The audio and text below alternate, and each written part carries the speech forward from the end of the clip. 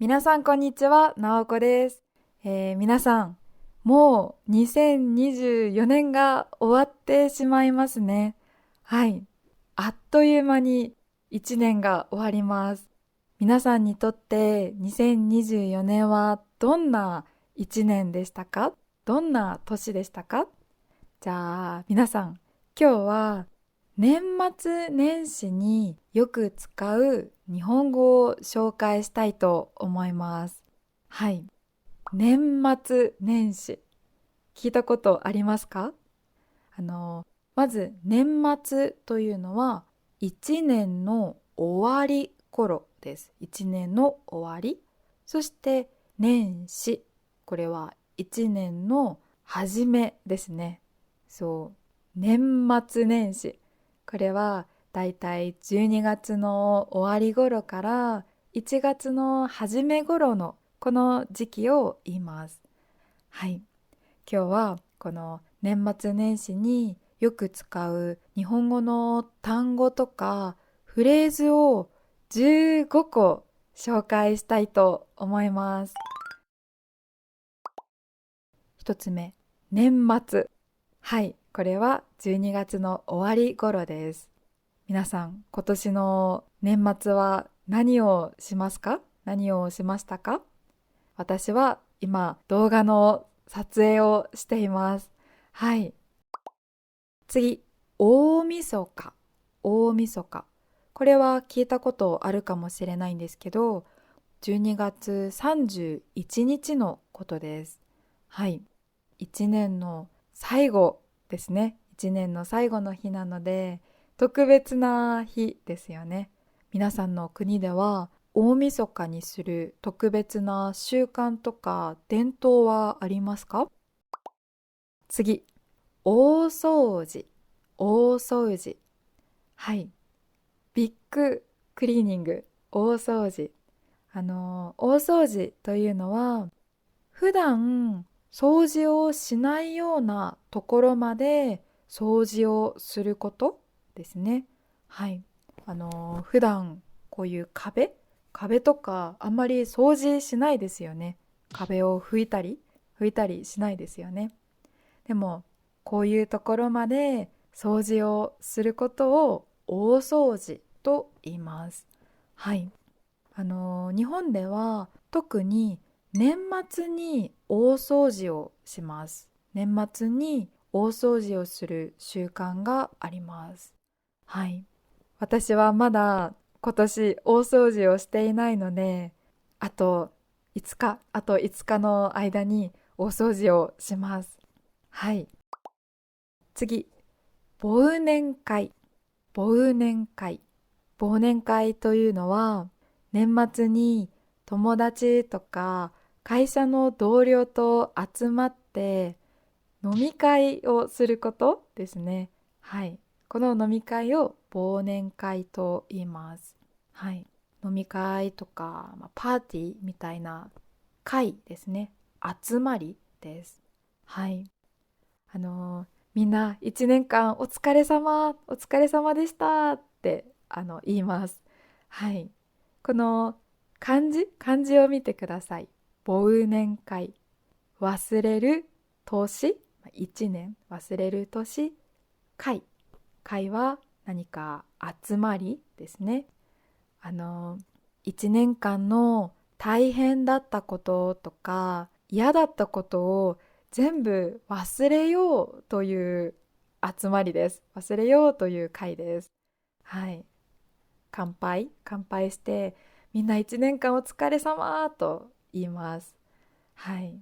一年間嫌だったこととか大変だったことを忘れて、新しい気持ち、リフレッシュした気持ちで次の一年を迎えよう、ウェルカムしようという会ですね。はい。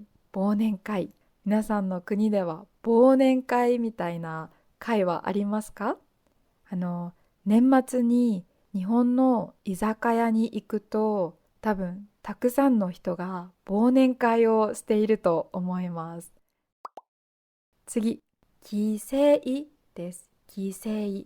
多くの人は年末に帰省します。帰省。実家に帰ります。実家というのは自分が生まれ育った家です。はい、実家に帰ります。年末年始を家族と一緒に過ごすために実家に帰省します。はい。日本では年末年始に帰省する人が結構多いです。はい。あともう一つ、8月の中旬くらいにお盆休みがあります。お盆という期間があります。この時にも帰省する人が多いですね。はい。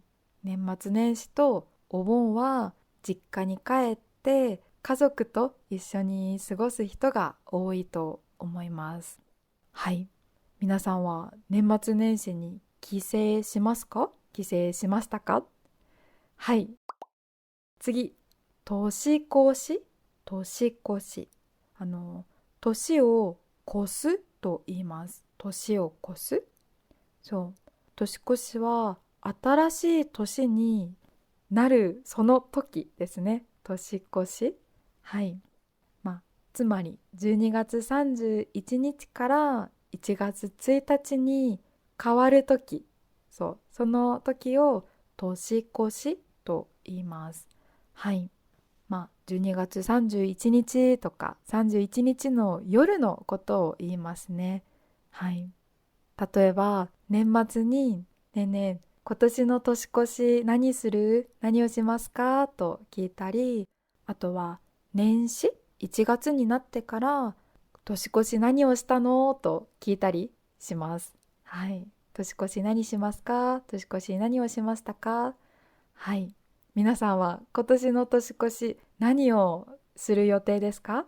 私は今年の年越しは旦那さん、夫とぶどうを食べながらカウントダウンをしようかなと思っています。はい。スペインでは年越しにぶどうを食べる習慣があるそうです。はい。だからぶどうを食べながらカウントダウンをしようかなと思っています。はい。皆さんの国では何か年越しにする習慣はありますか？あの、花火とか。あの、日本では年越しそばを食べる習慣があります。はい。そばを食べます。まあでもこれはカウントダウンの時に食べるというわけではないですね。はい。大晦日に食べます。はい。私は毎年大晦日の夜ご飯に年越しそばを食べます。はい。今年ももちろん食べる予定です。新年、新年。新年というのは新しい年のことです。はい。新年の挨拶をしますとか、あとは何だろう。金河新年という言葉があります。金河新年。これはすごく簡単に言うと、とっても丁寧でフォーマルなハッピーニューイヤーです。はい。銀河新年。これは会話では使わないですね。何か書くときに使います。金河新年。はい。すごく丁寧なハッピーニューイヤーですね。金河新年。はい。じゃあ次。元旦と元日。元旦というのは1月1日の朝のことを言います。そして元日というのは1月1日のこと、1日ですね。1日のことを言います。はい。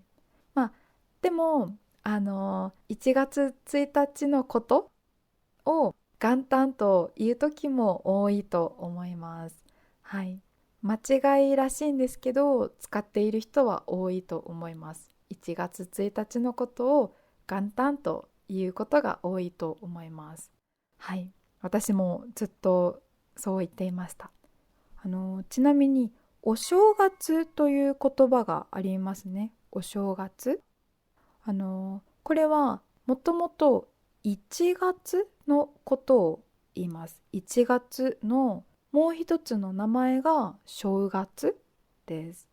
そう。でも一般的にはお正月というのはお祝いする特別な期間のことをお正月と言います。はい。これは人によって考え方が違うんですけど、だいたい1月1日から1月7日とか、1月1日から1月15日まで、そう、このくらいの期間をお正月と呼びます。はい、お正月。ちなみにお正月の1月1日、2日、3日、この3日間のことを三が日と言います。正月三が日と言います。はい。この三が日は多くの会社とか学校が休みになりますね。はい。じゃあ次、初日の出。皆さん、日の出は何か知っていますか？日の出。毎朝太陽が出てきますね。毎朝太陽が昇ります。そう。これを日の出と言います。日の出。そして1月1日の日の出のことを初日の出と言います。初日の出。はい。1年で最初の日の出ですね。これはやっぱり特別ですね。特別です。はい。日本では1月1日、この初日の出を見に行く人がたくさんいます。初日の出を見る習慣があります。私も今まで何回も初日の出を見に行ったことがあります。まあでも初日の出を見るために早起きをしないといけないので、私は毎年は無理です。毎年は見られないですね。はい。次、初詣。また初です。初詣。初詣というのは新年になってから初めて神社とかお寺に行くことです。そう。これを初詣と言います。はい。新年になってから初めて神社とかお寺に行くことですね。新年いい年になりますようにと祈ります。はい。特に三が日、この3日間に神社とかお寺に行くとたくさん人がいます。本当に混んでいます。はい。初詣をした時にお守りを買ったりおみくじを引いたりします。はい。私も数年前まで毎年1月1日か2日くらいに近くの神社によく行っていました。おみくじを引くのが楽しみでした。おみくじを引いて大吉だったらすごく嬉しかったのを覚えています。最近は行かないんですけど、子供の時から毎年行っていましたね。初詣。はい。じゃあ次、抱負。抱負。抱負というのは自分の心の中にある計画とか決意のことです。決意。はっきりとした自分の意志です。はい。決意。そう。ちょっと難しいけど、なんだろう。はっきりとした自分の気持ちとか考えとか、あの、日本語を勉強するぞとか、仕事を頑張るとか、そう、抱負と言います。はい。特にこの年末年始に新年の抱負を考える人が多いですね。はい。新年の抱負。皆さんは新年の抱負何かありますか？私は2025年の抱負は規則正しい生活をすることです。あと食生活に気をつけること。運動をすることですね。はい。皆さん、2025年の抱負は何かありますか？じゃあ最後に年末年始によく使う挨拶、そうフレーズを紹介したいと思います。はい。良いお年をお迎えください。良いお年をお迎えください。これ聞いたことありますか？これは年末に使う挨拶です。良いお年はいい年。そしてお迎えくださいは迎えてくださいという意味です。はい。いい年を迎えてください。迎えるというのは何だろう。何かウェルカムとかなんかアクセプトする、迎えると言います。年末誰かに会って最後バイバイ、最後またねと言いますね。その時に良いお年をお迎えくださいと言います。はい。ちなみにカジュアルに言うときは良いお年をだけで大丈夫です。はい。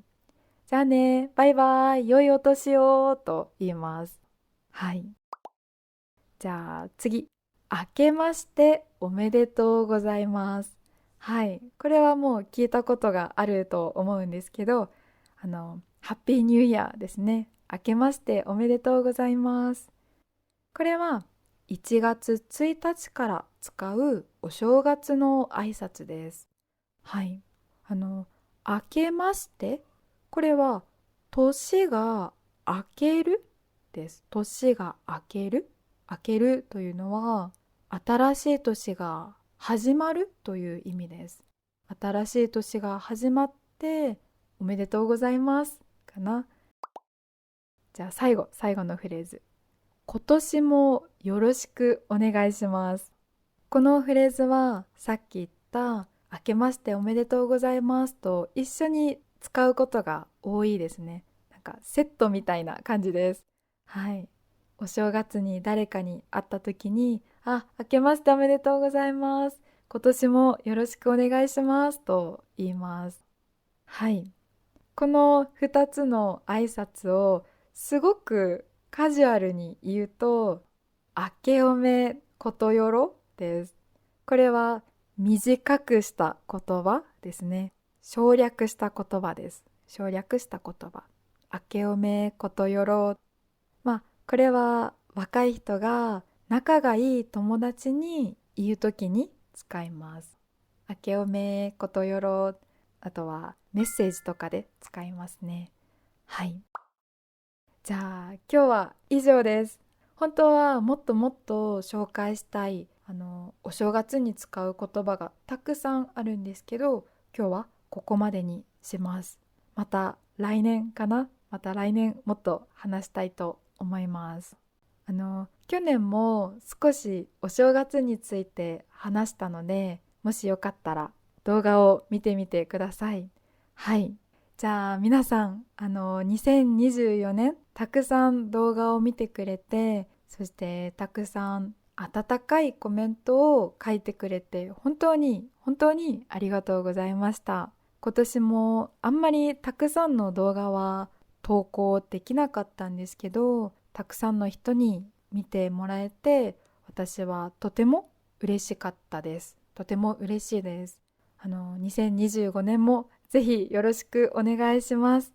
じゃあ皆さん本当にありがとうございました。じゃあ良いお年を。ありがとうございます。バイバイ。